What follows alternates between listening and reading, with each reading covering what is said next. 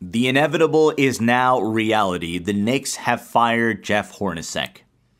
It's a move that really should come as a surprise to no one. It's a move that was widely expected for quite some time now. Maybe the only mystery was in how the Knicks were going to fire him and when they were going to inform him of his dismissal.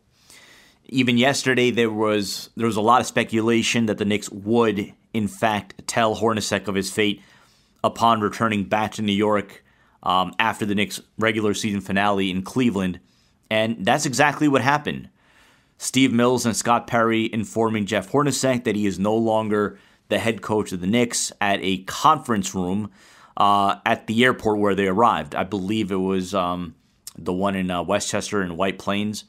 Nonetheless, the Knicks did what they had to do. They did it in a swift manner, and that is to be commended.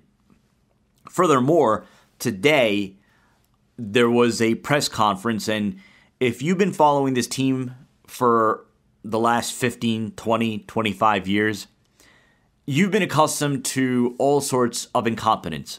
You've been accustomed to all sorts of statements that will leave you scratching your head. Like, what are they doing? What is this organization doing? Today, I would actually go out on a limb and say that the Knicks actually sounded like they knew what they were doing. It sounded like they had two adults at the head of the table who knew what to say and presented themselves like a team that had an idea as far as what they were doing and furthermore, where they were going. They said all the right things, that the next head coach of the Knicks is going to have to be someone that enacts some discipline upon this team. Someone that's going to bring a defensive mindset. Someone that's going to bring about some accountability within this team. Because those are the things that they pointed that is where Jeff Hornacek may have been lacking in terms of really establishing a defensive culture with this team. In terms of really, really crafting an identity of accountability. Jeff Hornacek was kind of in a lose-lose situation to begin with. I mean, you're talking about a franchise in the Knicks that, again, they're trying to instill, some continuity within the players, within the culture, within the coaching staff. Well, Jeff Hornacek was only the coach for 2 years and you fired him. Now, look, when you have a new general manager, when you have someone new in place who's trying to craft his vision for the future of the franchise, this is par for the course. This is part of the business. These are the things that happen when a new general manager comes on board. It's usually not a good sign for the coach, unless the coach has a significant winning track record or some real leg to stand on. Jeff Hornacek didn't have that. Jeff Hornacek didn't really have a pedigree with the Knicks.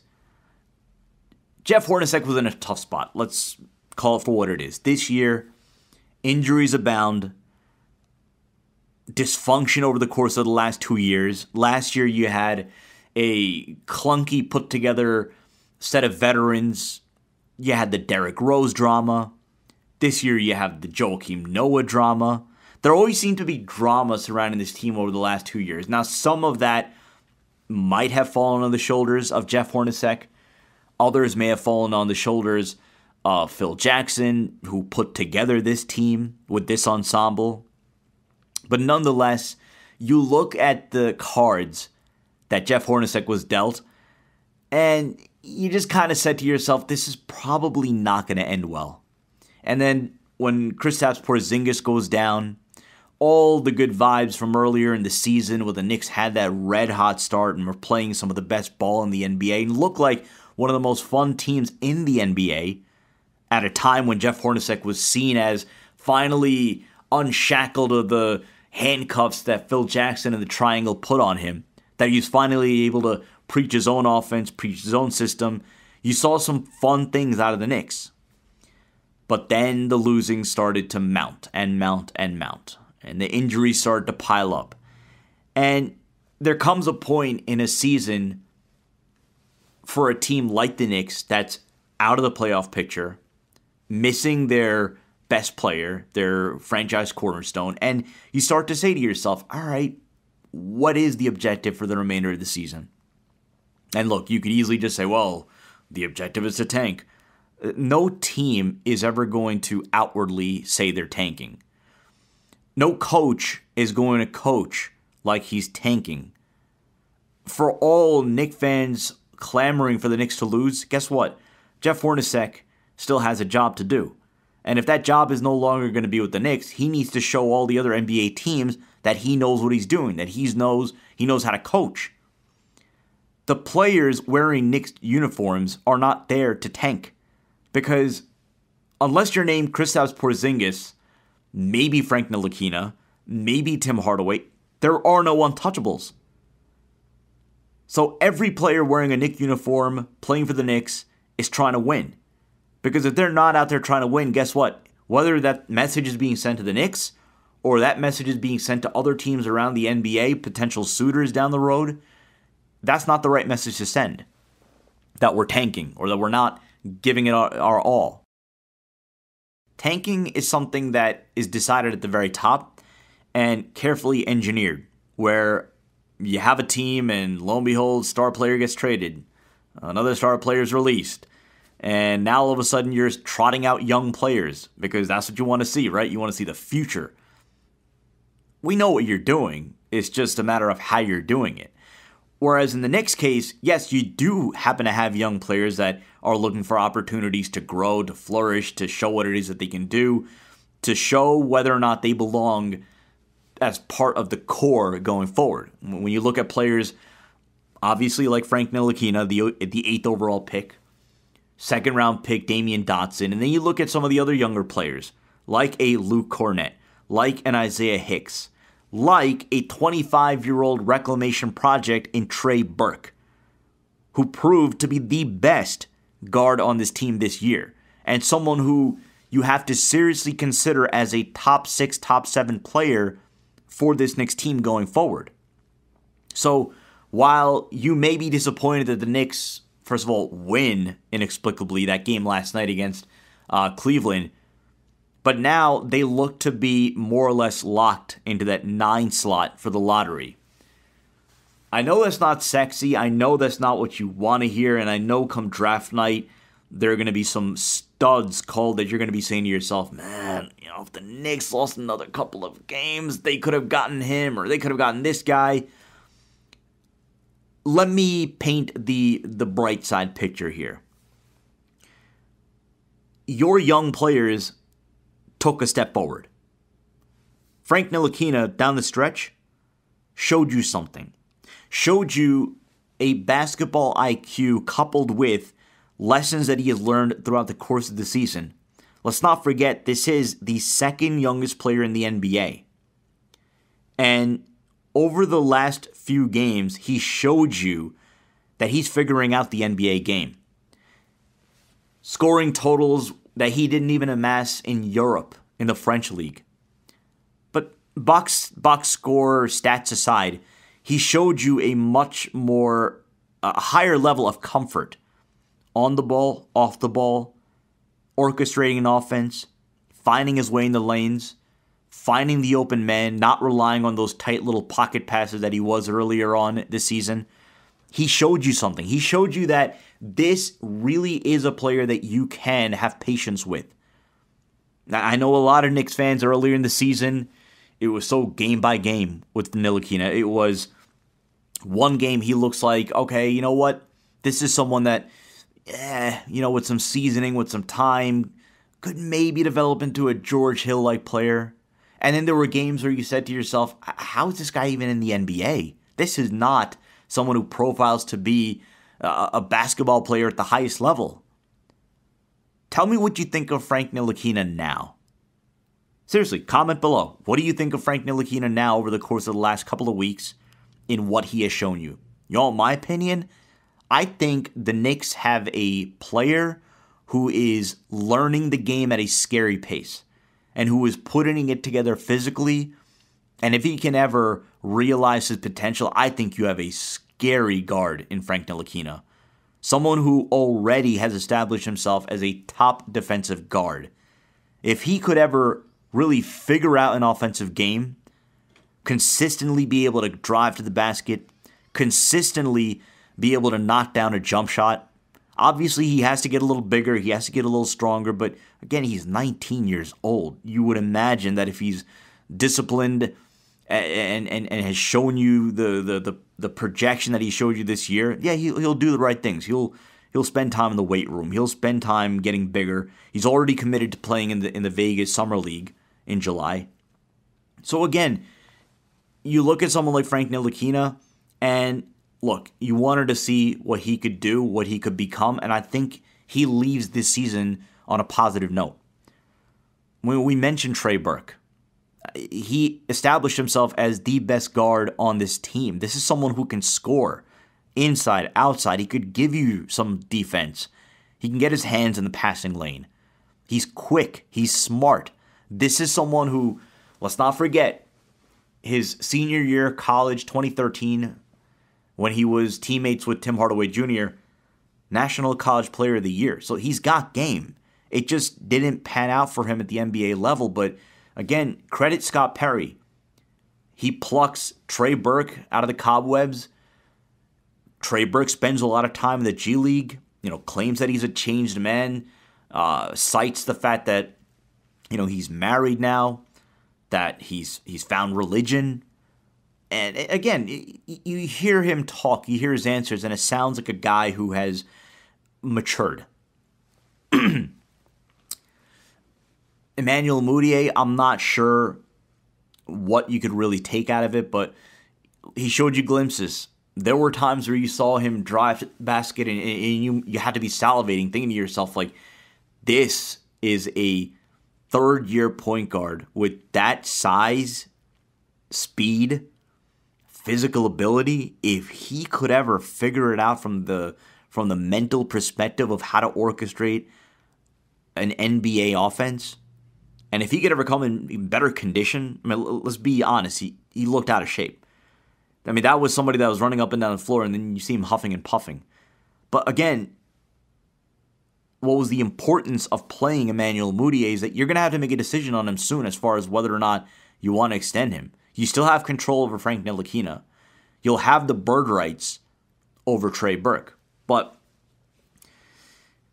the decision now is going to be at the head coach position. I know we're talking about the guards. Let's bring the conversation back to the head coach. Look, if you wanted Jeff Hornacek out because you just didn't like the fact that he still had that stink of the Phil Jackson regime, I could see that, but I still wouldn't paint that as a strong enough argument. If you wanted Jeff Hornacek gone because reportedly he's gotten into shouting matches, curse exchanges with Kristaps Porzingis, Kyle O'Quinn, and Joakim Noah, I mean, think about it. Are you really going to tell me that Michael Jordan and Phil Jackson in their glory days just, held hands and sang Kumbaya? I am positive that they got into it way more than we will have ever heard of. It's part of the culture. You are together for the majority of the year. The NBA, for the most part, is played in cold weather months. You're traveling around in a small little airplane. You're a small team. It's not a football team where you have 53 guys, so all right, you don't get along with this guy, but sure enough, you'll get along with a bunch of other guys. Basketball, you have, 12 to 13 players on a roster? It's very easy for things to go sour very quickly. It's not easy to hold it together and have, a good time, good chemistry like we always hear about. Every team has heated moments. So this whole idea that Jeff Hornacek wasn't a good fit for the Knicks because he got into it with his star player in Porzingis, that he got into it with Kyle O'Quinn, that he got into it with Joakim Noah, it's ridiculous. And if that's your basis for not wanting Jeff Hornacek, then I can't help you. If your argument is that Jeff Hornacek, in your opinion, is not a good tactician, is not somebody that can take these younger players, the core of the Knicks, to the next level, that's the argument that I want to hear. And if that's the argument that you're sticking by, then full marks. Again, it's all opinion based. Coaching only goes as far as a team wins. Rex Ryan, perfect example. Rex Ryan comes in, bluster, talking about how within a year or two that the Jets are going to be meeting the president. And as long as the Jets were winning, it was, haha, that's just Rex being Rex. What a funny guy. You know, Rex Ryan takes a team to 2 straight AFC title games, comes to press conferences wearing a wig. And what's the reaction? What a guy, Rex. Oh, what a character. It's so refreshing that we finally have a coach that likes to have a little fun around here. The moment Rex Ryan, forget about the moment they started losing. The next year, after their second trip to the AFC title game, they finished 500. There are NFL teams that would sign up for 500. The Jets didn't have a losing season. They went 500, and the media just tore through Rex. That he's a clown, and we need someone who's a little bit more disciplined, more serious. Rex doesn't take this very seriously. He's always trying to get people to laugh. Look, if a team is winning, coach could do whatever. He could be the most serious guy in the room. He could be the funniest guy in the room. It looks good.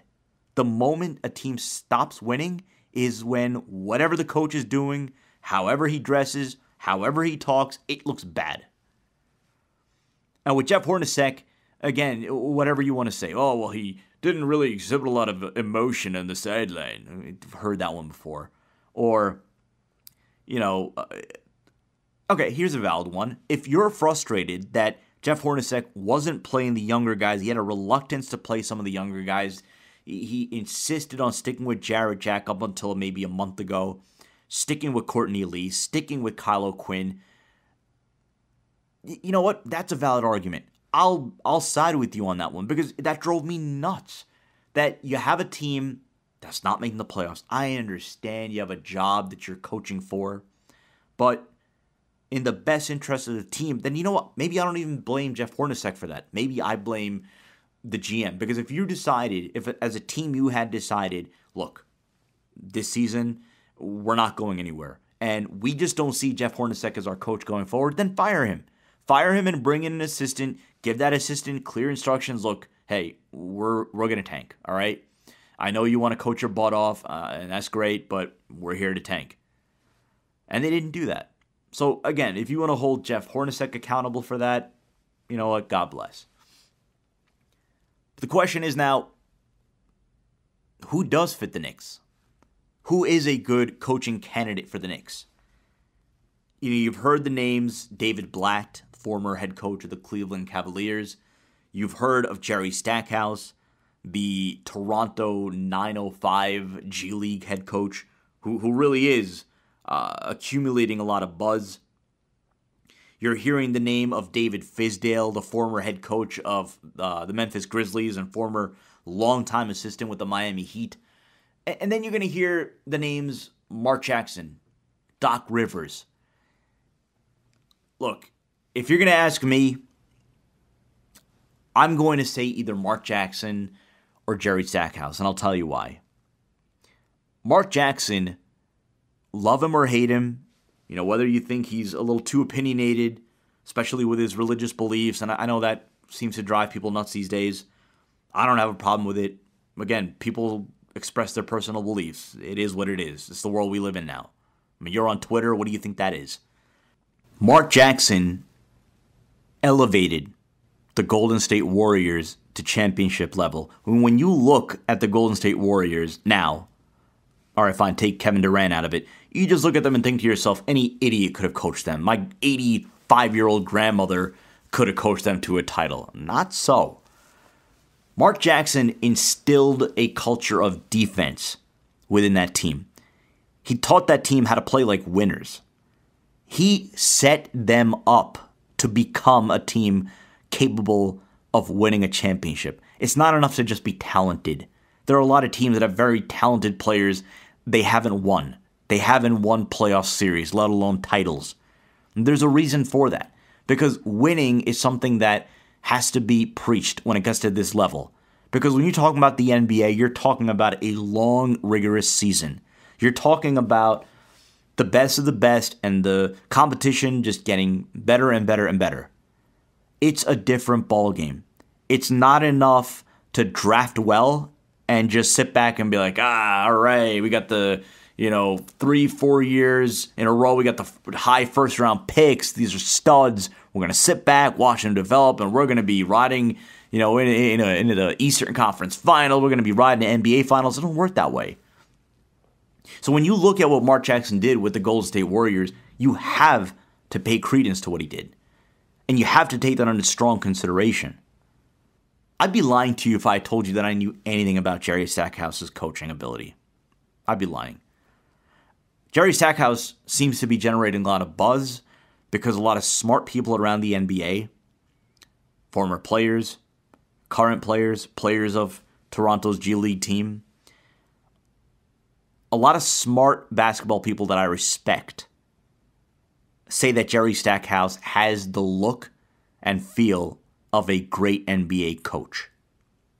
He is someone that knows how to connect with today's player, and that is one thing that was a knock against Jeff Hornacek. And I don't know how that translates. I don't know how you quantify that. I guess this is one of those things where you put a bunch of people in a room, it either works or it doesn't. And I guess in Jeff Hornacek's case, it didn't. But again, who am I to sit here and tell you that I know that Coach A is going to connect with today's players? Well, what's he going to do? Go in there and start throwing around like Twitter references or hip hop references? I mean, come on. It's a ridiculous sentiment. It's just, look, you have friends. Why are you friends with them? Because you connect with them. Why did you connect with them? I don't know. You don't know. You just connected with them. That friend of yours has been friends with you since childhood. What are you going to write a statement as far as why you connect with them? No. People connect or they don't. It's as simple as that. Now, when it comes to basketball, you can throw in the fact that, a coach can come in and command respectability, command authority, because they come in either with a championship under their belt, a reputation of winning, or, they come in and they're able to exhibit a basketball acumen, knowledge, that just blows players away. And they say to themselves, holy crap, this guy really knows what he's talking about. I'm going to listen to him. Or a coach establishes himself and puts players in a good position to win. Then they're going to be like, look, he's done right by us. He has put us in the right positions to win. So as far as I'm concerned, this is a good coach. The wild card coaching candidate, in my opinion, is Jay Wright.